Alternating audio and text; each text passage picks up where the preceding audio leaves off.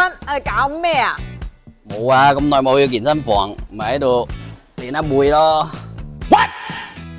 哇，講笑啫。客戶反映呢台車冇咗嗰個電動尾門，咁經過我哋檢查呢，係嗰個液壓撐桿漏咗油，所以導致冇咗嗰個自動升降呢個功能。依家呢，準備拆出嚟維修嗰個漏油嗰個問題。主要原因呢，就係因為呢支液壓撐桿泄壓導致冇嗰個電動尾門。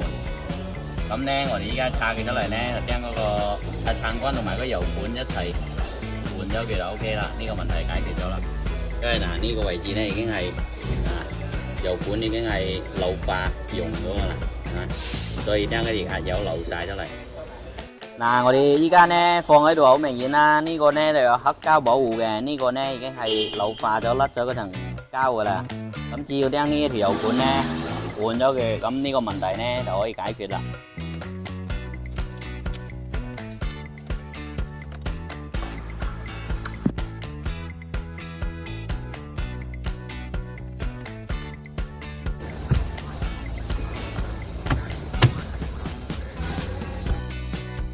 我哋依家呢度維修好啦，依家測試下正唔正常？